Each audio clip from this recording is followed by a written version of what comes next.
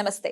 Spiritual, motivation, educational వీటికి సంబంధించి interviews ఇవ్వదలుచుకున్న వాళ్ళు కింద నంబర్కి కాంటాక్ట్ చేయండి. వీడియోని కంటిన్యూ చేయడం కంటే ముందు ఒక విషయం మీతో పంచుకోవాలి అని అనుకుంటున్నాను. అదేంటి అంటే, చాలా మంది నన్ను అడిగేవారు, ఏంటి పద్మిని గారు జమ్ స్టోన్స్ ఇన్ని పెట్టుకున్నారు, ఏంటి వాటి విశేషం అని చెప్పి అడిగేవారు. కొంతమంది ఏమో కొంత కామెడీ కూడా చేసేవారు.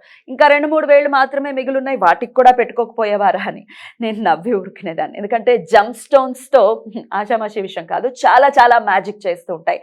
అది నమ్మి గనక మనం ధరిస్తే అవి చేసేటటువంటి అద్భుతాలు అన్నీ ఇన్ని కావు. అందుకే వీటిని జాతి రత్నాలు అని అన్నారు. వీటి గురించి నేను కాదు, సరైన పర్సన్ చాలా విపులంగా మీకు ఇన్ఫర్మేషన్ ఇవ్వడానికి జెమ్ స్టోన్స్ కి సంబంధించి మరికొద్ది రోజుల్లో మన ఛానల్ కి రాబోతున్నారు. ఆయనే ప్రముఖ న్యూమరాలజిస్ట్ అండ్ జమాలజిస్ట్ 6 JVR అధినేత లక్ష్మీ గణపతిరావు జమలాపురం గారు మరికొద్ది రోజుల్లో మన ముందుకు రాబోతున్నారు.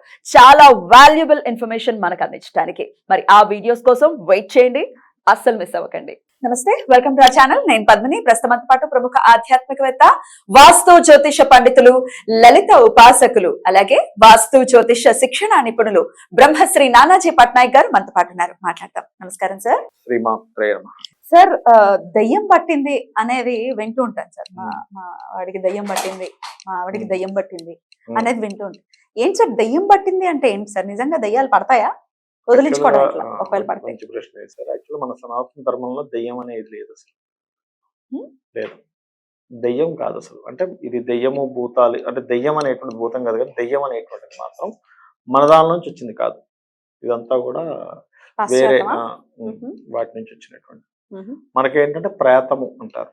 ప్రేతం ప్రేతం అంటే మరి చనిపోయిన శవం కదా? ప్రేతం శవం అవ్వదు, శవం వేరు, ప్రేతం వేరు. ప్రేతం వేరు. ప్రేతము అంటే ఏమిటంటే, ఇప్పుడు ఒక జీవి చనిపోయాడు, ఒక మనిషి చనిపోయాడు.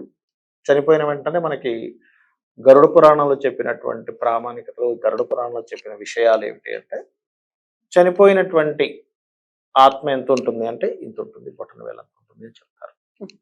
అంత ఉన్న ఆత్మకి మనకి ఎలాగైతే మనం ఆ నలుగురు సినిమాలో 2 భటులు వచ్చి పట్టుకెళ్లారు, 2 గడియల్లో ఇక్కడ నుంచి తీసుకొని వెళ్ళి మళ్ళీ తీసుకొస్తారు.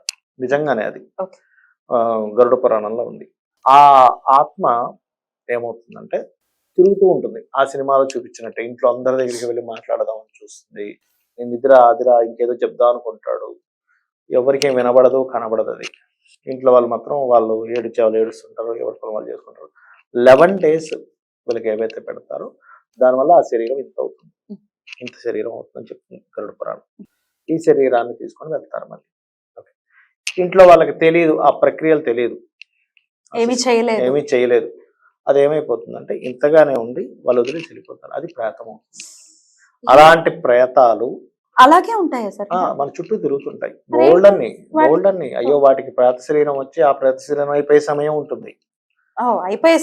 అయ్యో, అందుకే మీరు ఎప్పుడైనా గుర్తుపెట్టుకోండి, ఫుడ్ తింటారు చూసారా, ఫుడ్ తినేటప్పుడు ఖచ్చితంగా అన్నం ముందును పెట్టుకున్నప్పుడు నీళ్లు తీసుకొని చుట్టూ వేయాలి. ఒక కంచె కట్టినట్టుగా వేయాలి. వేసి భగవత్ అర్పణ చేసి తినాలి. లేకపోతే ఈ ప్రేతాలు ఉంటాయి చూసారా, అవి కూడా ఆ ఫుడ్ తినే ప్రయత్నం చేస్తాయి మనం అలా కనుక చేయకపోతే. బ్రాహ్మణులు అయితే ఖచ్చితంగా గాయత్రి మంత్రంతో చేస్తారు. చేసిన తర్వాత నెయ్యి వేసుకొని, స్వచ్ఛమైన ఆవు నెయ్యి తీసుకొని పన్నుకు తగలకుండా 3 సార్లు తీసుకుంటారు. లోపల అగ్నిహోత్రంలో వేసినట్టుగా తీసుకుంటారు. అయితే ఇది దెయ్యం కాదు. దెయ్యం అనే వర్డ్ అసలు మన దాంట్లో లేదు. ప్రేతము. ఇది ప్రేతం. ఈ ప్రేతం ఏం చేస్తుందంటే శాస్త్రాలు చెప్తుంది ఏంటంటే, హామ్ చేయగలుగుతుందా ఈ ప్రేతం? హామ్ అంటే డైరెక్ట్ హార్మింగ్ కాదు. చెప్తాను చూడండి. ఈ మధ్య కాలంలో మీరు ఒక 20-30 years బ్యాక్ కి 20-30 years నుంచి మారిన చేంజ్ ఏంటంటే, మీరు అబ్జర్వ్ చేయండి. ఆడపిల్లలు పాపం వాళ్ళు స్వతహాగా చాలా మంచి వాళ్ళే, కానీ ఒక్కోసారి పిచ్చిగా ప్రవర్తిస్తుందండి మా అమ్మాయి. ఏంటో మొన్నటి వరకు 10వ తరగతి వరకు బాగానే ఉంది, ఈ మధ్య అసలు మా మాట వినట్లేదండి, అంత రకంగా ప్రవర్తిస్తుందండి. తనలో తానే ఒక్కోసారి ఏడుస్తుంటుందండి రూమ్ లో కూర్చొని, ఒక్కోసారి తనలో తానే బాధపడిపోతుంది, ఒక్కోసారి తనలో తానే డిప్రెషన్కి వెళ్ళిపోతుంది, ఏవేవో అయిపోతుందని ఎందుకంటుంటారంటే, ఆఫ్టర్ సూర్యాస్తమం తర్వాత ఎవరైతే జుత్తు ముడివేయకుండా వదిలేస్తారో, ఆ జుత్తు కనుక నేలను తగిలినా లేకపోతే ఏదైనా గోడకు తగిలినా పర్టికులర్ గా ఆ జుత్తు నుంచి ప్రేతం ఎంటర్ అవుతుంది మనిషిలో. నేలను తగలడం అంటే ఏంటి సార్? ఊడిపోయి పడిపోతూ ఉంటాయి కదా, అలా కూడా కట్ అయిపోయి పడిపోవడం కాదు. అంటే నేల మీద కింద పడుకున్నారు, ఇలా జుత్తు వేసుకుని ఇలా కింద కూర్చున్నారు, టచ్ అయింది, అంటే దాంతో ఇంకా తొందరగా కనెక్ట్ అవుతుంది. నార్మల్‌గా కూడా అసలు అందుకే స్త్రీలకి సహజంగా జుట్టు విరబీచుకొని బయట తిరగొద్దంటారు. బయట తిరగొద్దంటారు. ఇంట్లో కంటే బయట తిరగొద్దంటారు ఎక్కువగా. బయట తిరుగుతుంటే కూడా పట్టుకుంటుంది సీరియస్‌గా. అది ఆ టైంలో అక్కడ ఉంటే పట్టుకోగలుగుతుంది. లేకపోతే లేదు. ఈ ప్రేతాలు ఏం చేస్తాయంటే విరబూసుకొని ఉన్నటువంటి సాయంత్రం సూర్యాస్తమం తర్వాత వీటికి శక్తి పెరుగుతుంది. రైట్. అవి ఎంటర్ అవుతాయి. వెంట్రుక నుంచి ఎంటర్ అవుతాయని చెప్తారు స్త్రీలకి. ఎంటర్ అయినప్పుడు ఏమవుతుందంటే వాళ్ళకి తెలియకుండానే ఒక రకంగా ప్రవర్తిస్తూ ఉంటారు. అంటే ఇంట్లో పెద్దవాళ్ళు మంచి చెప్తున్నా వీళ్ళకి అర్థం కాదు. పెద్దవాళ్ళు చాలా ఎందుకంటే తల్లిదండ్రులు కంటే మంచి చెప్పేవాళ్ళు ఈ భూమి మీద ఎవరు ఉండరు ఫస్ట్ పిల్లలకి. వాళ్ళ కరెక్ట్. ప్రాణం కదా పిల్లలంటే. కరెక్ట్. వాళ్ళు చెప్తుంటారు. నువ్వు ఇట్లా చేసుకో, నువ్వు ఈ విషయంలో కొంచెం జాగ్రత్తగా ఉండాలి. ఇట్లా అయితే నీ లైఫ్ బాగుండు చెప్తుంటే వీళ్ళకి రివర్స్‌లో వినిపిస్తుంది ప్రేతం ఉండడం వల్ల. వాళ్ళలో ప్రేతం ఉంది కదా! నువ్వేంటి నాకు చెప్పేది? నువ్వెందుకు నా తలకాయ తింటున్నావు? ఎందుకు ఇట్లా ప్రవర్తిస్తున్నావు? మగవారికి వెళ్ళదా సార్? అంటే ఎక్కే ప్రయత్నం చేయదా ప్రేతం? స్త్రీలకు ఎక్కువగా వెళ్తుంది. అంటే స్త్రీల విషయంలో చెప్పారు. మగవాళ్ళకు కూడా ప్రేతం పట్టుకుంటుంది. అది ఎవరికి పట్టుకుంటుంది అంటే సన్ వీక్ గా ఉన్న వాళ్ళకి పట్టుకుంటుంది. వీక్ గా ఉండడం అంటే సన్ డెబిలిటేషన్ లో ఉండడం అంటే నీచ స్థానంలో ఉండడం, సన్ పాపకత్తిరిలో ఉండడం, సన్ స్ట్రాంగ్ గా లేడు, జూపిటర్ తో సన్ ఉంటే పట్టుకోదు ప్రేతం. అట్లా కొన్ని లెక్కలు ఉన్నాయి దానికి. అలా ఉన్నప్పుడు ఏమవుతుందంటే వీళ్ళకి కూడా వస్తుంది. అలా అయిన కేసు ఒకటి నేను చెప్తానని మీకు సరదా సంబంధం వచ్చింది కాబట్టి. ఒకతను బ్యాచులర్ ఒక రూమ్ లో ఉండేవాడు అతను. అది ఇంకా ఎంత అలవాటు అయిపోయిందంటే అతనికి ప్రేతంతోని అతను ఒక్కడే ఉంటాడు. ఒక్కడే ఉంటాడు అతను. ఇప్పుడు లేడు అతను చనిపోయాడు చెప్తా చూడండి. లేదు చనిపోయాడు అతను. రోజు ఇంట్లో కూర్చోవడం,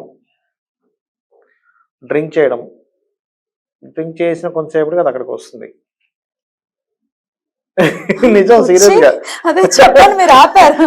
అంటే అతను నేను చాట్ కూడా చూసాను కాబట్టి చెప్తున్నా. బాబోయ్ రావడం వచ్చి ఇంకా ఎట్లా అంటే వేరే వాళ్ళకి కనబడదు, ఇతనికి మాత్రమే కనబడుతూ మాట్లాడడం.